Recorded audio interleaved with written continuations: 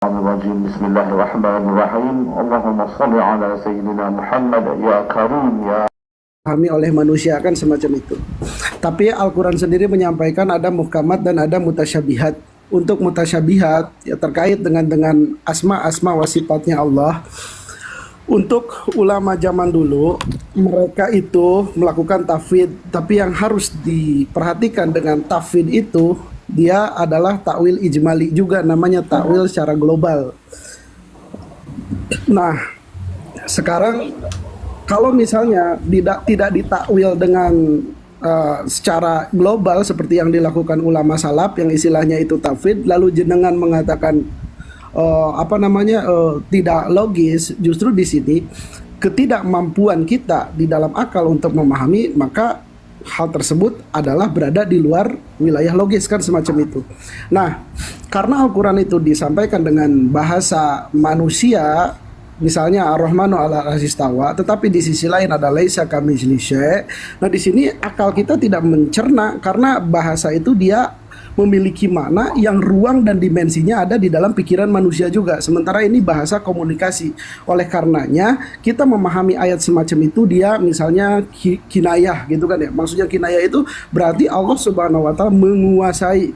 Adapun hak tidak ada tempat, ya ini sah-sah saja bagi Allah Subhanahu wa taala. Adapun bahasa jenengan untuk tadi misalnya naik motor atau apa, kurang lebihnya ya motor yang dimaksud tempat bukan gitu kurang lebihnya. Kalau misalnya motor yang dimaksud tempat, ya itu apa bedanya dengan bahasa maujud bila makan. Akan tetapi gini, adab di sini kita harus dijaga juga terhadap Allah Subhanahu wa taala, karena kita mengatakan hal tersebut karena diperkuat dengan hadis. Artinya kita mentakwil kepada makna yang layak dengan Allah tidak semerta-merta dia itu hanya pilihan secara sembrono gitu. Harus ada parameter-parameter yang mendukung dan membolehkan itu, baik itu secara figuratif meaning dari bahasa Arab ataupun ada hadis-hadis yang soreh dari Nabi lah, kurang lebih semacam itu. Adapun untuk tadi dengan Sultan Mataram, seharusnya Sultan Mataram juga harus bisa menjawab ya tentang apa dalil wujud secara letterlek, karena bagaimanapun aswaja dengan salafi itu pasti itifak akan adanya Allah Subhanahu wa taala. Kalau misalnya dia jawab pakai Ar-Rahmanu 'alal 'arsy istawa, lalu di sana ada dilalah lazim, maka dia itu menunjukkan adanya itu secara takwil ijmali juga kan semacam itu. Kok turun ini Sumarlin, kemana sudah? Ada. Ya, berani. Ya, saya ingin berbicara Ustaz. Silakan. Ada. Sumarlin katanya diturunkan. Siapa yang Enggak, nurunkan? dinaikkan lagi Ustaz, dinaikkan lagi Ustaz. Naik. Naikkan lagi. Saya ingin menjawab itu pernyataan Sumarlin ya. Oke, terima kasih. Jadi begini, Pak Sumarlin, pernyataan Allah maujudun bila makan itu bukan pernyataan yang sifatnya liar tanpa dasar, begitu, ya. Sebagaimana mungkin pernyataan Wahabi yang mengatakan akidah membagi akidah tauhid menjadi rububiyah, uluhiyah, asma wa sifat. Anda kan nggak terima juga kalau itu dikatakan itu liar gitu loh. Jadi kita juga punya dasar itu. Allah maujudun bila makan itu dasarnya adalah dalil kana Allah walam yakun syai'un ghairuh. Allah itu ada ya, dan tidak ada sesuatu selainnya. Itu hadis sahih. Begitu. Artinya apa? Pernyataan ini jadi Allah itu, keberadaan Allah itu tidak tergantung dengan ada tidaknya tempat, begitu maksudnya, Saudara Sumarlin. Nah, ini saya sering diskusi dengan teman-teman Wahabi yang karena meyakini Allah itu punya tempat, sering sekali sampai mengatakan dia itu kalau Allah tidak bertempat berarti Allah tidak ada. Itu sering sekali begitu. Bahkan sampai menuduh kalau Asy'ari itu ateis. Kenapa? Ya karena pernyataan itu gitu loh. Karena tanpa tempat itu tadi, karena Wahabi meyakini kalau tidak ada tempat berarti tidak ada Allah. Nah, itu kan sesuatu yang lucu pada akhirnya. Begitu. Jadi kalau yang lihat terus terkait dengan istilahnya mensifati dengan yang Allah sifati ya, itu kita sepakat itu. Hanya perbedaan yang paling mendasar antara Wahabi dengan Aswaja itu ini sebenarnya. Kalau Wahabi itu ya isbatul makna, tafwidul kaifiyah. Itu Wahabi. Adapun Aswaja, As'ari ya dalam hal ini itu isbatun nusus ya, tafwidul makna. Itu yang membedakan, itu dari dulu sampai hari ini. Bukan berarti kalau isbatun nusus tafwidul makna itu kemudian As'ari itu menolak adanya asma wa sifat Allah. Memang betul pada akhirnya As'ari itu terjerumus kepada penafian atau taktil lah ya. Ya, izin Ustaz Gitu. sebentar. Memang betul As'ari itu akan mudah terjerumus kepada taktil pada asma wa sifat Allah. Begitu juga Wahabi itu mudah terjerumus pada tajsim. Kenapa? Karena Sudah, adanya cukup isbatu Ustaz Julio cukup tadi. Ustaz cukup Ustaz. Iya, Monggo oke. silakan ditanggapi dulu sama Sumarlin. Ditanggapi dulu biar nanti nangkep. Ya, terima kasih banyak kawan-kawannya. Luar biasa sekali argumennya. Cukup apa komprehensif ya. Dan saya ada beberapa hal yang saya setuju terkait itu. Jadi sebenarnya apa yang disebut dengan Wahabi atau Asy'ari sebenarnya cukup dekat. Ya. Hanya tinggal mungkin masalah sedikit itu saja. Ya. Nah, kalau misalnya kita mungkin bisa sepakat terkait hal ini, mungkin seperti yang saya coba propose tadi atau ajukan tadi pertama, bahwa yang berhak untuk berbicara tentang Allah adalah Allah sendiri kan gitu. Mungkin kita sepakat itu dulu ya. Sepakat kita itu. Perbedaannya Oke, sebenarnya sip. tipis. Ya gitu. sudah. Bisa ditanggapi ya sepakat. Terus yang kedua bahwa dia mengajarkan kita dengan bahasa yang kita pahami dan kita cukup memahami maknanya secara bahasa. Adapun tentang mekanismenya seperti apa kita serahkan kepada Allah Subhanahu wa taala karena dia yang lebih tahu tentang dirinya. Apakah kita sepakat di situ? Enggak sepakat saya. Argumennya mungkin bisa diinginkan. Oke, sekarang baik. begini. Sekarang begini.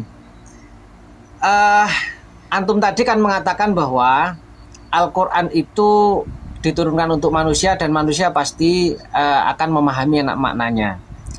Dan yang mengatakan bahwa ada beberapa ayat Al-Quran yang tidak bisa dipahami maknanya. Iya, maknanya secara bahasa ya, saya sebutkan tadi ya, secara bahasa. Secara bahasa, oke. Jadi begini, saya datangkan beberapa metode yang dijalankan oleh ulama salaf. Pertama begini, Sebentar, Imam Syafi'i. Sponsor, sebentar. Setengah menit saya bicara. Seperempat menit. Ya, monggo. Iya. Bapak Sumarlin bisa bicara. Kebanyakan itu 1 menit, setengah menit. Sumarlin. Ya sudah. Silakan kawan-kawan. Kita bagus sekali diskusinya, mantap, luar biasa argumennya. Silakan. Lebih mengenal lebih dekat. Boleh tahu siapa namanya? Apakah tetap Sumarlin? Iya, memang saya Sumarlin namanya, nama asli. Iya. Boleh saya panggil Ustadz? Jangan, saya masyarakat biasa saja. Nah, iya, tahu. Saya bukan guru. Saya tahu siapa senengan. Saya sering lihat antum di komar-komar. Iya, tapi saya bukan ustadz ya. Iya, Saya merasa apa ya? Ya Ali, nanti Iya, kalau iya. boleh dengan saya aja ya diskusinya. Saya gini, saya nggak akan diskusi. Poin saya begini teman-teman, kita cari apa yang kita sepakati. Kalau ada yang kita tidak sepakati, kita coba sampaikan argumennya. Gitu. Gini, Ini saja sih.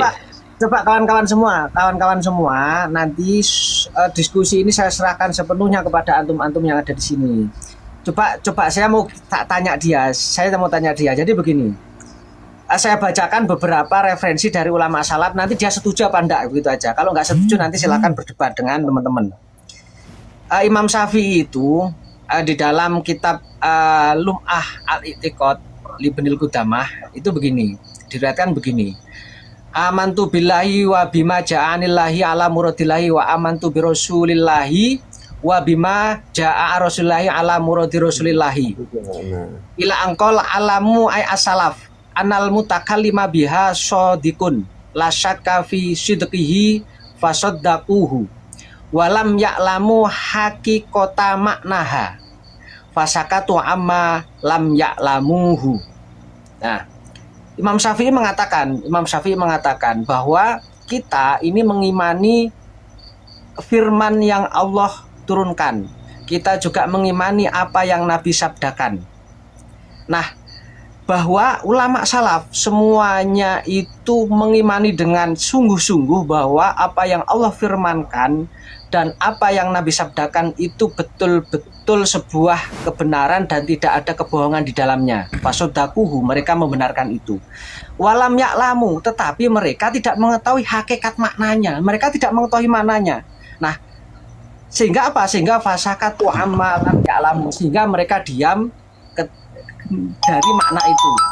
Sehingga mereka diam dari makna itu. Iya. Nah, itu yang Ya, hakikat maknanya ya, saya garis bawahi hakikat maknanya. Ya, Oke. hakikat maknanya di sini Oke, ya, betul. jangan dulu, jangan dengan dulu. Oke, itu yang pertama. Yang kedua, Imam Ahmad. Ya, Imam Ahmad di dalam kitab I'tiqad al-Imam Ahmad bin Hambal. Wa man takallama fi ma'naha ibtada'a. Barang siapa yang membicarakan maknanya ayat-ayat mutasyabihat, maka dia sudah membuat bid'ah. Hadalah ahadis nu'minu biha wa nusdiku la kaifa wala makna. Hadis ini, dalam memahami hadis-hadis ini, kami mengimani dan kami membenarkan tanpa mengetahui kaifiyah dan maknanya.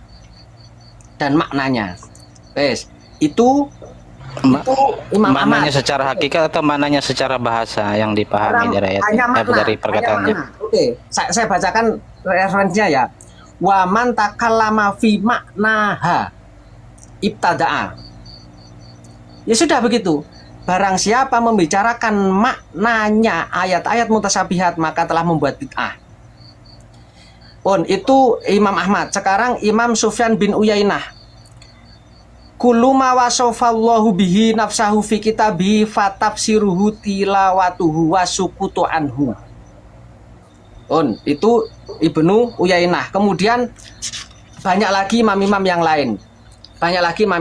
Nah, kesimpulannya apa? Kesimpulannya adalah dari ulama-ulama salaf ketika menemui ayat-ayat mutasyabihat, mereka sama sekali tidak membahas maknanya, dan bahkan Imam Ahmad mengatakan barang siapa yang membahas maknanya, berbicara terkait makna ayat-ayat mutasyabihat, itulah membuat bid'ah.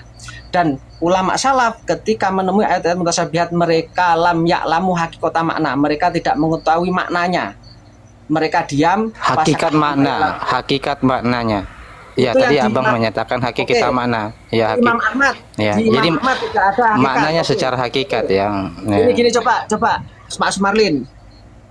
Sekarang sampean bagaimana menyikapi dawuhnya Imam Ahmad? Mawaman takalama fi manha ibtada. Baik. Tidak ada kata hakikat di situ. Tidak ada kata Ya hakikat. baik, di terima situ. kasih sekali kawan. Terima kasih sekali kawan. Luar pertama ya, izinkan saya untuk mengapresiasi diskusi ini. Saya berharap memang diskusi-diskusi ini seperti ini itu Langsung bukan saja, makin menjauhkan langsung kita, saja. tapi mendekatkan Langsung. kita. Langsung Sabar, saja. sabar. Abang, Nggak usah sabar ceramah. bang, sabar. Ini nggak usah ceramah ini. Oke. Sabar, saling mengingatkan tentang kita supaya makin dekat, itu hal yang Ngobrol, baik ya, silakan. supaya kita nggak makin jauh. Bang Sumarlin. Terus kedua, saya menanggapinya sekarang ya. Saya menanggapi hal tersebut terkait itu. Ada beberapa tadi kayak Imam Syafi'i menyebut tentang hakikat makna, ada yang tidak pakai hakikat dan seterusnya. Ini berbicara tentang ayat-ayat mutasyabihat. Kemudian akan muncul pertanyaan, apakah ayat sifat itu ittifaq atau ijma para a'immah terdahulu itu adalah ayat mutasyabihat? Yang dimaksud di sini adalah mutasyabihat secara bahasanya, atau yang dia mutasyabihat secara kaifiatnya, ada yang atau disebut hakikatnya itu tadi gitu. Itu yang perlu kita gali terlebih dahulu. Dan mohon maaf saya yang awam ini, tentu abang-abang lebih tahu tuh. Mungkin seperti itu tuh. Jadi di sini memang membicara tentang ayat hakikat, tentang ayat mutasyabihat. Tapi apakah yang mereka maksudkan ayat mutasyabihat di sini itu adalah terkait sifat-sifat Allah itu tadi itu. Itu perlu kita jelas juga itu sebelum kita melangkah lebih jauh. Mungkin itu sih. Bang Sumarlin, jenengan memperoleh mengenai masalah pembagian mutasyabihat atas kaifiyat dan juga yang lain itu dari mana? Oke. Dari apa yang kita sepakati tadi kan, Tidak bahwa yang tahu tidak tentang mekanismenya menyepakati. sang pencipta itu tadi. Iya. Gini, mohon maaf Bang Iya. Sumarlin. Tadi jenengan memberikan sebuah bahasa, kita harus menggali apakah itu mutasyabihat secara kaifiat ataupun tidak. Lah ini dapat keterangan dari mana mutasyabihat secara kaifiat? Ya karena kan tadi ada dibagi oleh seperti Imam Syafi'i itu tadi membagi hakikat, bahasanya kan hakikat. Sekarang kan saya ingin tahu apakah yang dimaksud hakikat. Enggak, maksudnya itu Nah, memberikan sekarang- narasi secara kaifiat itu di mana? Jangan membuat metode sendiri. Di mana?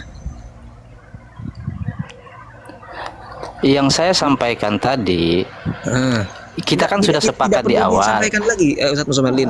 Jelas tadi jenengan memberikan, kita harus gali. Iya, mutasyabihat iya, itu secara dari kaifiat kesepakatan atau kita tadi, dari Ya. kesepakatan kita tadi di awal, apa kita menyepakati ada dari kesepakatan kita di awal tadi, dari kesepakatan kita di awal tadi bahwa yang tahu tentang mekanismenya Allah, mekanisme itu kan bahasa Indonesia, bahasa Arabnya itu kaifiat itu, kan begitu tuh. Jadi yang tahu tentang mekanismenya pribadinya sang Keliru, pencipta itu kan Pak. adalah pencipta. Nah, referensi tadi tidak menjelaskan mengenai masalah kaifiat.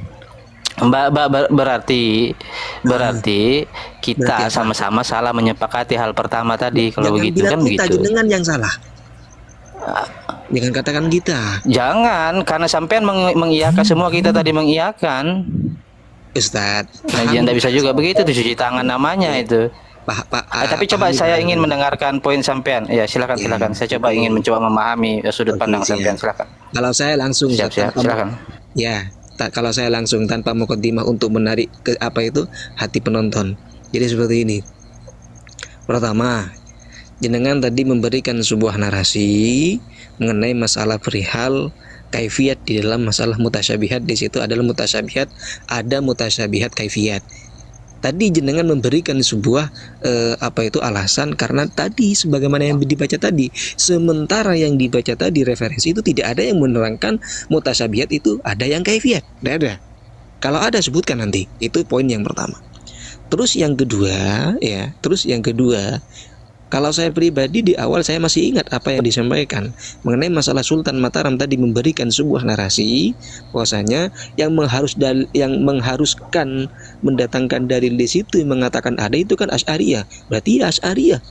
Lah, ini memberikan sebuah arti bahwasanya yang harus mendatangkan dalil itu yang menganggap Allah itu ada, berarti tidak menganggap ada. Kan seperti itu kan? Lah, sementara dari kita itu tidak sementara dari kita itu tidak mengharuskan dalil itu langsung terhadap Al-Quran. Saya ingin menjelaskan terlebih dahulu. Saya setuju itu. Ya, sebentar ya.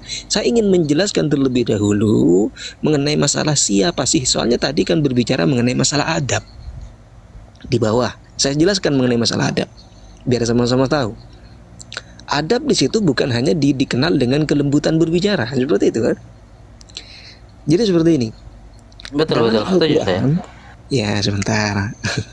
Dalam Al-Quran di situ ada keterangan hadis yang di situ sangat ngeri ancamannya. Ancamannya itu bagaimana? Artinya Al-Quran itu tidak boleh ditekstualkan. Artinya bagaimana bunyi hadisnya yang di sini statusnya adalah status hadis hasan, mangqalah fil Qur'ani bi ra'yihi falyatabawwa maq'adahu 'alan nar. Wa fi riwayatin, dalam riwayat yang lain, mangqalah bil Qur'ani bi ghairi ilmin falyatabawwa maq'adahu 'alan nar. Ini larangan hadis untuk mentekstualkan Al-Qur'an. Sementara Sultan Mataram tadi menyuruh untuk mentekstualkan, sementara ini larangan dari baginda Nabi yang ini ada ancamannya untuk bersiap-siap di neraka. Itu. Nah, makanya dari kami itu tidak mengharuskan langsung harus tekstual dalam Al-Quran, karena tekstual dalam Al-Quran itu merupakan larangan. Seperti itu. Monggo. Oke, saya mungkin Yang bisa saya pahami dari silakan memperjelas pernyataan Sumarlin. Apakah yang dimaksud oleh Sumarlin bahwa mutasyabihat itu ada kaifiat dan ada mutasyabihat makna? Kayaknya Akhi Sumarlin itu yang dimaksud mutasyabihat makna itu contohnya alif lam mim, alif lam ro, alif lam mim ro, apakah seperti itu? Kemudian yang dimaksud dengan mutasabihat Ya. makna ya, mutasabihat kaifiat itu misalkan tentang tangan Allah, mata Allah, kakinya Allah, bahwa Allah punya tangan, Allah punya kaki, apa seperti itu? Mohon diperjelas, dipertegas. Iya, baik, terima kasih sekali. Pertama ya, saya sangat memohon maaf kalau sampai ada pemahaman atau mengira saya membagi ini dan itu segala macam. Itu yang pertama. Terus kedua, yang saya maksudkan tadi karena dibacakan kepada saya ada bunyi teks ya, hakikat makna kan begitu. Nah, otomatis saya larinya itu kepada, kalau kita kan sebetulnya lagi bicara sifat nih, tentu larinya kepada tentu kalau yang disebut hakikatnya dari kita sebut tangan misalnya siapa segala itu, tentu yang lebih tahu adalah Allah. Nah, itu yang saya maksud di situ, mungkin saya bahasakan dengan kaifiat itu tadi kan begitu. Makanya saya kasih propose di awal, apakah kita setuju soal bahwa yang mengetahui mekanismenya sang pencipta itu adalah sang pencipta itu sendiri. Nah, bahasa Arab mekanisme itu kan kaifiat itu. Kurang lebih itu sih. Jadi saya setuju tadi yang dikatakan ya, alif lam mim segala macam itu kan secara bahasa kita nggak paham maknanya itu. Kan begitu, kita cuma tahu itu huruf alif, lam dan mim. Tapi kita tidak akan mengatakan ini artinya secara bahasa. Yang Ya, dimaksud, siap. Nggih. Begini, yang Bang Sumarlin. Sebentar Bang Sumarlin, artinya jenengan setuju tidak, sepakat tidak dengan apa yang disampaikan Sultan Mataram tadi, bahwasanya harus disebutkan secara tekstual dalam Al-Quran, setuju tidak? Enggak sepakat juga saya itu ya, sepakat, ya, bahwa sudah. harus diartikan segala macam. Dan karena jalannya para pendahulu agama ini enggak begitu juga kan begitu. Ya, Cuman sudah. saya ingin Hanya saya itu. sama Bang Sumarlin, coba jenengan berinteraksi dengan ayat seperti Sami'ul Alim dan Yadullah gitu. Kira-kira apakah jenengan menyamakan atau membedakan? Tadi ketika berbicara tentang mekanisme yang maksud jenengan kaib, ya maksudnya itu format kali ya, bentuk dari format dari sebuah esensi tertentu lah kurang lebihnya, semacam itu. Nah, saya ingin tanya coba kepada jenengan secara pribadi, karena gini, kalau jenengan apakah sepakat dengan semua ayat-ayat Allah yang tentang berbicara tentang dirinya sendiri itu tidak boleh dimaknai? Nah, maka saya tidak sepenuhnya setuju. Kenapa demikian? Ya karena tadi saya ingin tahu dulu jenengan secara pribadi, jelaskan pemahaman jenengan Baik. tentang semisal ayat Sami'ul Alim dan Yadullah itu gimana coba? Ya, baik. Ya, sebagaimana yang saya propose di awal, kita memaknainya secara bahasa. Jadi kita letakkan di situ dan tanpa kita menyambungi lagi. Jadi kalau tatkala Allah mengatakan bal yadahu mabsutatan ya, bahkan tangannya mabsutatan, berarti kita katakan Allah menyatakan dirinya ada tangannya, selesai. Kita tidak perlu lagi tangannya seperti apa, kalau gitu seperti makhluk dan segala macam, tidak. Kenapa? Karena di ayat juga Allah mengatakan laisa kamitslihi syai'un, tetapi dia mengatakan juga wa huwas samiul basir, dan dia Maha melihat dan Maha mendengar. Tidak kita katakan apakah ada kupingnya dan segala macam, tidak begitu. Kita cukupkan di situ, titik di situ saja itu. Terima kasih Kurang lebih Bang itu. Marlin. Jadi jenengan itu memahami secara sederhana gini ya. Ayat tersebut jenengan pahami sebagaimana ulama-ulama salaf mengatakan amiruha kama ja'at, kan itu. Ya udah, lewati sebagaimana adanya. Kita sebetulnya tahu tentang mana arti tersebut, tapi tidak dimaknai dalam pengertian seperti makhluk, kan seperti itu. Udah hanya Allah lah yang tahu. Nah, itu adalah Betul. metode tafwid. Kita setuju tentang masalah ini, dan metode tafwid itu dia aslam, kan semacam itu. Tetapi kita tidak bisa kan tadi kita juga saya sama Anda sepakat lah bahwasannya Al-Quran itu dikomunikasikan terhadap manusia, kan semacam itu. Nah, ada manusia di belahan yang lain yang dia itu tidak mampu untuk melewati atau berinteraksi dengan Quran itu amiruha kama ja'at gitu. Maka di sini para ulama memberikan keluasan untuk mentakwil. Oleh karenanya dalam aswaja tafwid itu aslam wa huwa thariqatus salaf, dan apa namanya takwil itu ahkam, karena Betul sekali. membuka peluang untuk orang-orang yang mungkin di hatinya itu ada subhat-subhat. Artinya di sini tadi kan ini berarti di konteks tafid saya tidak mempermasalahkan dengan jenengan, tetapi jenengan menyikapi orang-orang yang menggunakan takwil itu bagaimana gitu ya. Kalau misalnya jenengan tidak harus mentawil dan seperti itu, ya udah seperti itu, karena kita memahami metode hal tersebut kan semacam itu. Adapun Bagus sekali. Penjelasan Ustadz Mansur bagus sekali. Saya boleh untuk ini untuk Silakan. komentari? Oke, syukron. Jadi begini, pertama, Saudara Sumarlin, kalau saya menangkap sebenarnya ikhtilaf ikhtilaf antara isbatun nusus wa tafwidul makna dengan isbatul makna wa tafwidul kaifiyah, ya, antara amiruha kama ja'at, ya, artinya tanpa takwil dengan takwil, itu memang sudah terjadi di generasi salaf, begitu loh, dan mereka saling menghormati gitu loh. Terus kemudian satu-satu Wahabi menyatakan bahwa salaf itu tidak takwil, salaf itu mengisbatkan makna, ya Allah, asma dan sifat Allah itu harus dimaknai secara hakiki, nggak boleh majasi, misalnya seperti itu, ya. Itu pada akhirnya mendistorsi pemahaman salaf itu sendiri. Padahal di salaf itu sudah ada perbedaan semacam ini, tapi didistorsi oleh Wahabi bahwa pemahaman salaf hanya ini gitu loh, hanya A, tidak ada B, begitu loh. Ini yang kemudian yang B ini dianggap sesat, dianggap bid'ah, kemudian segala macam, begitu loh. Harusnya ya tetap bagaimana sikap salaf terhadap perbedaan ini gitu loh. Sikap salaf terhadap, artinya ketika kita paham bahwa sejak salaf pun sudah ada perbedaan ini, harus